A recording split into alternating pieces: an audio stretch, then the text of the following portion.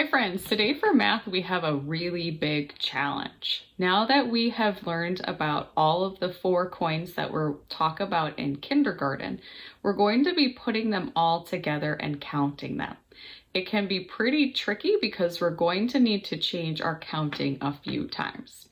If it's too tricky for you, that's okay. We're just doing this as an extra challenge. Give it your best try and see if you can do it. And if it's too hard, don't worry about it. So today we're going to practice counting a little bit, and we're going to be counting all 4 together. So the 4 that we've learned are pennies, nickels, dimes, and quarters. In your activity, what can be a little bit tricky is that nickels, dimes, and quarters are all the same color, so you'll really have to pay attention to the size. For our practice today, I'm going to use different colors just so we can tell the difference a little bit better since I'm just drawing circles. And I'm going to be using black for quarters, this pinkish purplish color for dimes, green for nickels, and then brown for pennies. And pennies, you should be able to tell they're different because of the color in your activity. So when we count all the coins together, every time a coin changes, we're going to have to change the way that we count. Let me show you one example first. So in this first example, I have 1 quarter,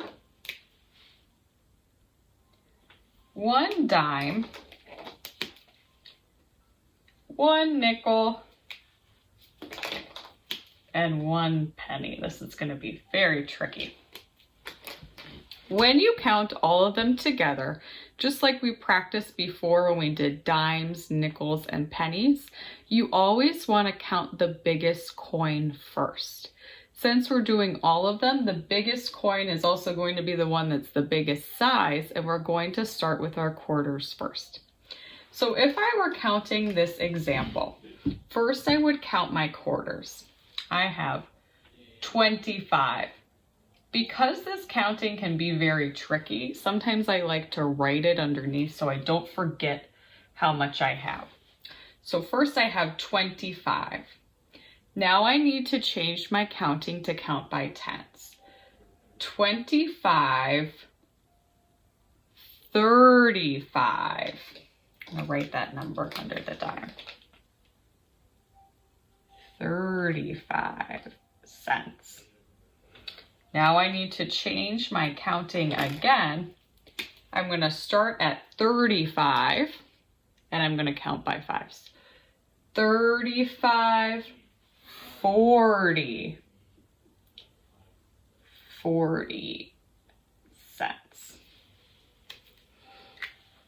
Now I'm going to change my counting one more time and I'm going to count by 1s because I have a penny left.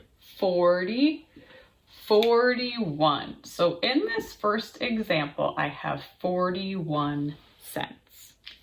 Let's try another one together. This time I'm going to have 2 quarters, 1 dime, 2 nickels, and 3 pennies.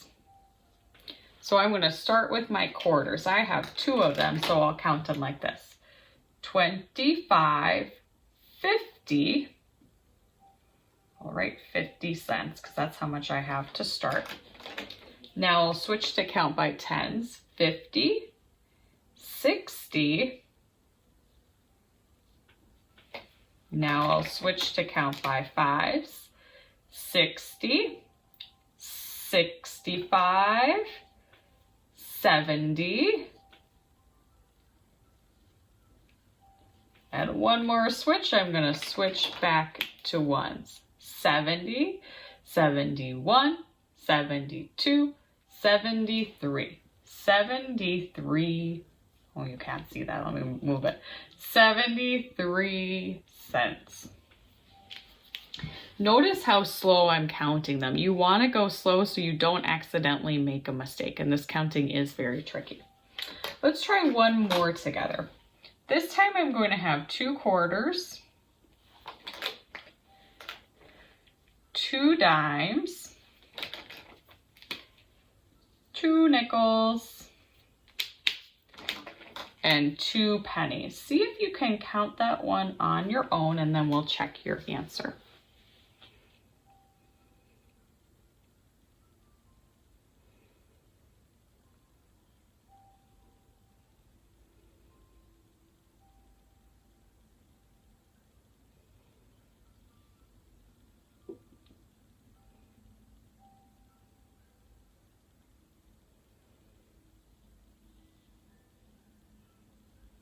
All right, let's check your answer. First, let's start with the quarters. We'll count them like this. 25, 50. I'll write 50 underneath so I don't forget. 50 cents. Now I need to switch to tenths. 60, 70. Now I have 70 cents. Now I'm going to change my counting to fives. 70, 75, 80. And one more switch. We're going to switch from fives to ones. We had 80, 81, 82. 82 cents in this last example. For your activity today, you're going to look at groups of coins and practice counting them all together. Remember, this is very tricky, so just do your best. And if you don't get it, that's okay. It's just a little extra challenge for you to practice today.